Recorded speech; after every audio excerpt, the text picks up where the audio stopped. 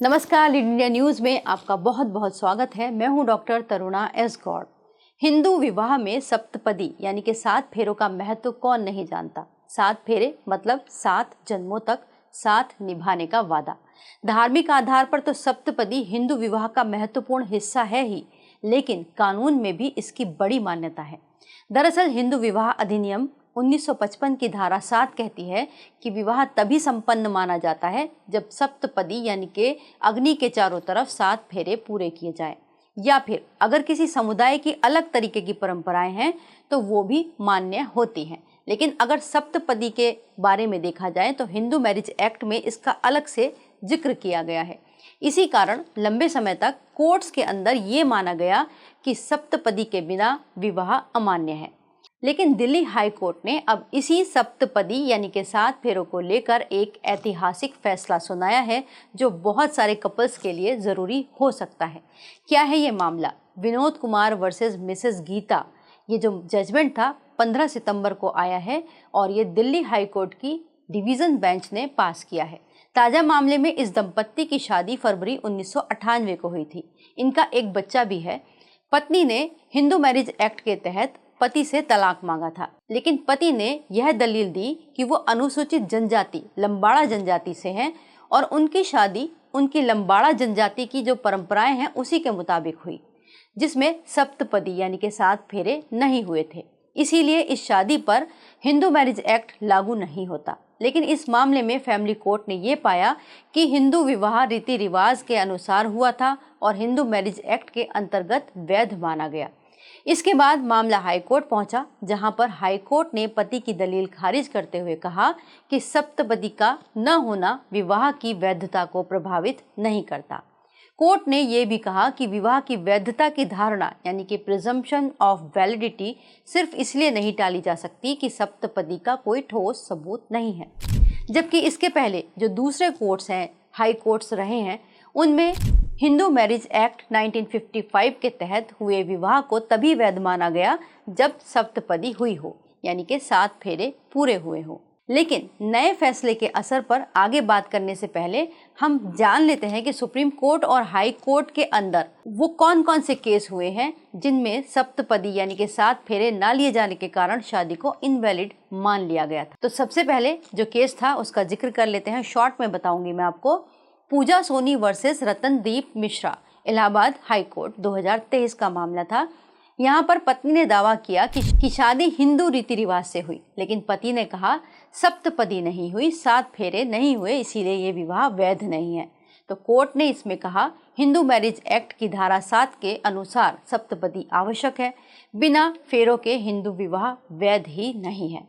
अब इसका महत्व क्या हुआ? इसके बाद उत्तर प्रदेश में ये प्रचलित दृष्टांत बन गया कि अगर कोई समुदाय सप्तपदी के बिना शादी करता है तो वो शादी वैध नहीं है। उसे वैध सिद्ध करने के लिए या तो अलग से अपने रीति रिवाज का प्रमाण पत्र देना पड़ेगा, जैसे कि लंबाड़ा समूह में अलग तरीके की परंपरा है तो उन्हें लंबाड़ा समूह का जनजाति प्रमाण पत्र पेश करना पड़ेगा। दूसरा केस था द्वारिका प्रसाद सतपथी वर्सेस विद्युत प्रभा दीक्षित।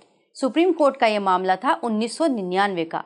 यहाँ पर क्या हुआ? पति ने कहा कि हमारा विवाह वैध नहीं है क्योंकि सप्तपदी नहीं हुई थी, ताकि उसकी जो पत्नी थी वो भरण पोषण की डिमांड ना कर सके।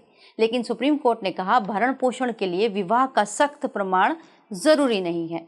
यदि दोनों ही साथ रहकर पति पत्नी के जैसा जीवन बिता रहे हैं तो अदालत इसे विवाह ही मानेगी।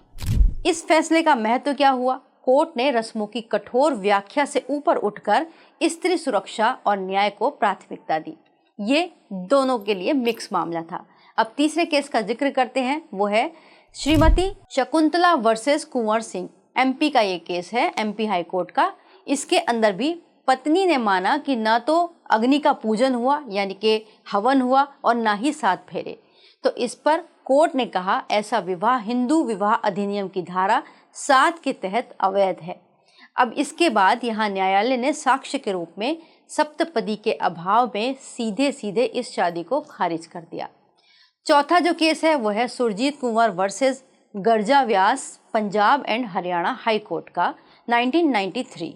यहाँ भी पति ने कहा था कि शादी वैध नहीं है क्योंकि पंडित जी नहीं थे उनकी शादी में और 7 फेरे नहीं हुए थे।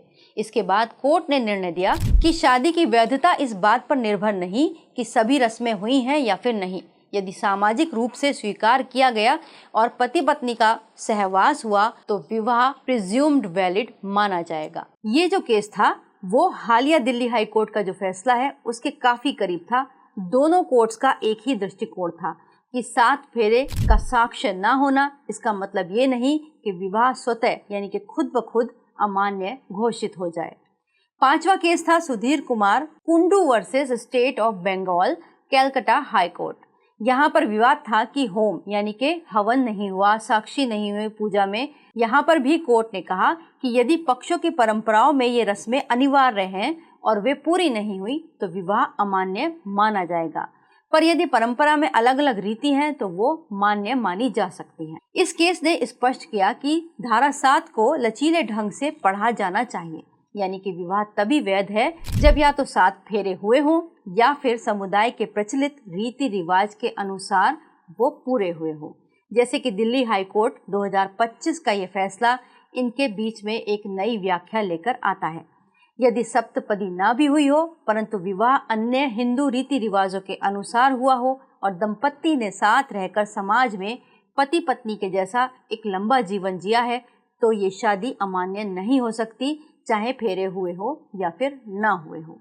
साथ ही ये केस जो है ये भी संकेत देता है कि हिंदू मैरिज एक्ट के तहत विवाह के लिए अनिवार्य रूप से सप्तपदी का होना अब हर मामले में जरूरी नहीं है। मतलब हर उस पहलू को देखा जाएगा जिसमें सामाजिक मान्यता, पति पत्नी के रूप में बिताया गया लंबा समय, परिवार और बच्चे भी शामिल होंगे। तो अगर कोई दंपत्ति लंबे समय तक साथ में रहता है और विवाद की वजह से कोर्ट में जाता है और लॉजिक देता है कि 7 फेरे नहीं हुए थे, तो अब हाई कोर्ट का ये जो रूलिंग है, ये जो निर्णय है, वो इसके अंदर उदाहरण के तौर पर लिया जाएगा। उम्मीद करते हैं ये वीडियो आपके लिए उपयोगी होगा।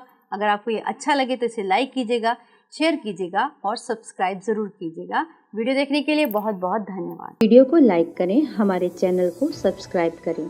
हमारे वीडियो सबसे पहले देखने के लिए बेल आइकन प्रेस करना ना भूलें।